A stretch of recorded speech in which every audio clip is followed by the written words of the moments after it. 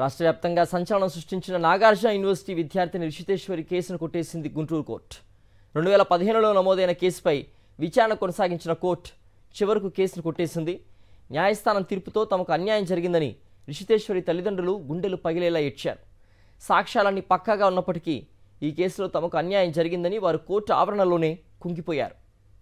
2015 June 14వ తేదీన ఆచార్య నాగార్జున విశ్వవిద్యాలయంలో bachelor of architecture second year విద్యార్థిని రిషితేశ్వరి హాస్టల్ రూమ్ లో ఫ్యాన్ కు ఉరి వేసుకుని ఆత్మహత్య చేసుకుంది. అయితే తమ బిడ్డ ఆత్మహత్యకు కాలేజీలు సీనియర్ విద్యార్థుల వేధింపులే కారణమని తల్లిదండ్రులు ఆరోపించారు. దీంతో పాటుగా రిషితేశ్వరి రాసుకున్న డైరీలో సంచలనమైన విషయాలు బయటపడ్డాయి. సీనియర్లు తనను ర్యాగింగ్ పేరుతో వేధిస్తున్నారని, తన పట్ల అసభ్యంగా ప్రవర్తించారని డైరీలు రాసింది రిషితేశ్వరి. తనను వేధించిన సీనియర్లకు ప్రిన్సిపల్ బాబురావు అండదండలు పుష్కలంగా ఉన్నాయని తెలిపింది. తాను ఆత్మహత్య చేసుకోవడంలో ప్రిన్సిపల్ బాబురావు పాత్ర గురించి కూడా డైరీలో చాలా స్పష్టంగా పేర్కొంది. అయితే నిందితులపై మోపిన అభియోగాలు సరికావని గుంటూరు జిల్లా కోర్టు తీర్పు చెప్పింది. ప్రాసిక్యూషన్ నేరం రుజువు చేయలేకపోయినందున కేసు కొట్టివేస్తున్నట్లు వెల్లడించింది. రాష్ట్రంలో సంచలనం రేపిన కేసును కొట్టివేస్తూ కోర్టు తీర్పు రావడం చర్చనీయాంశంగా మారింది. కాగా రిషితేశ్వర ఆత్మహత్య వ్యవహారాన్ని అప్పటి చంద్రబాబు ప్రభుత్వం చాలా ఈజీగా తీసుకుంది. గుంటూరు జిల్లా తెలుగుదేశం నాయకులకు ప్రిన్సిపల్ బాబురావుకు సన్నిహిత సంబంధాలు ఉండటంతో ఈ కేసు నుంచి ఆయన్ను తప్పించడానికి శతవిధాలా ప్రయత్నించింది అప్పటి చంద్రబాబు ప్రభుత్వం.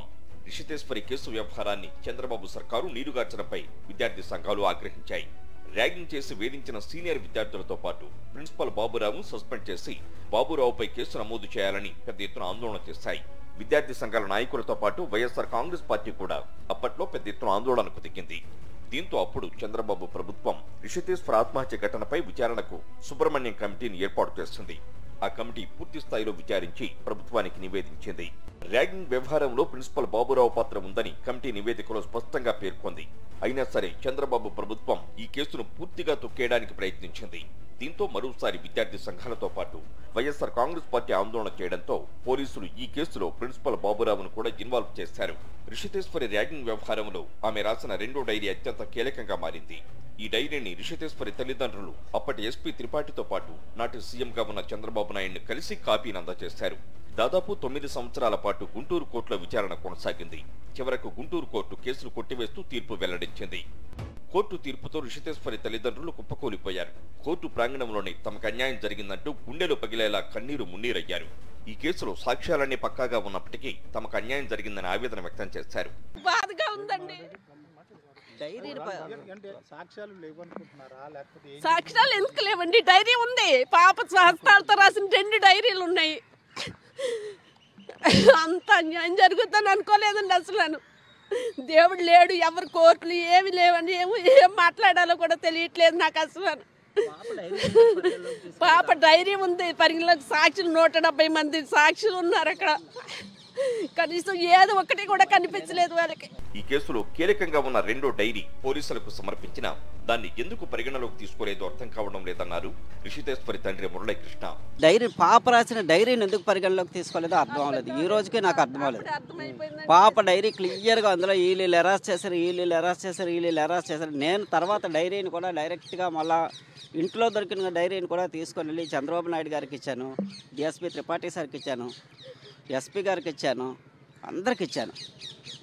ఎస్పీ త్రిపాఠి సార్ మొత్తం అందరికీ ఇచ్చేలా ఇన్ని పాప డైరీలో క్లియర్గా వీళ్ళు అరెస్ట్ చేశారు అనే డైరీని ఎందుకు పరిగణలోకి తీసుకోలేదో అర్థం లేదు. రిషితేశ్వర ఆత్మహత్యకు ప్రేరేపించిన వారి పేర్లు డైరీలో ఉన్నాయని, వాటిని కోర్టు ముందు ఉంచామని కేసును వాదించిన పబ్లిక్ ప్రాసిక్యూటర్ వై కోటేశ్వరరావు తెలిపారు. నిందితులకు శిక్ష పడుతుందని భావిస్తే కేసు కొట్టివేస్తూ కోర్టు తీర్పు ఇవ్వడం తమకు షాక్ ఇచ్చిందని ఆయన అన్నారు. గుంటూరు కోర్టు ఇచ్చిన తీర్పుపై అప్పీలుకు వెళ్లే అంశంపై పోలీసులకు లెటర్ రాస్తామని తెలిపారు పబ్లిక్ ప్రాసిక్యూటర్. ఇట్లాంటి తీర్పులు సరైన తీర్పులు రాకపోతే సమాజంలో ఇలాంటి మహిళల మీద, ఆడపిల్లల మీద జరిగేటటువంటి అక్రమాలు, అన్యాయాలని అరికట్టవలసిన బాధ్యత కూడా న్యాయస్థానాల మీద, సమాజం మీద, ప్రజల మీద ఉన్నది. అందుకు తగినటువంటి దోహదపడే విధంగా ఈ జడ్జిమెంట్ రాలేదు. ఆ విధంగా వచ్చే విధంగా హైకోర్టు కూడా ప్రయత్నం చేస్తామని ఈ సందర్భంగా ప్రజానీకానికి తెలియజేస్తామన్నారు. మరోవైపు తల్లిదండ్రులు తమకు హైకోర్టుకు వెళ్లే స్తోమత లేదని ఆవేదన వ్యక్తం చేస్తున్నారు. రాష్ట్రంలో సంచలనం రేపిన రిషితేశ్వర ఆత్మహత్య కేసులో గుంటూరు జిల్లా కోర్టు తీర్పు వెల్లడించిన తర్వాత పరిణామాలు ఎలా ఉంటాయో చూడాలి.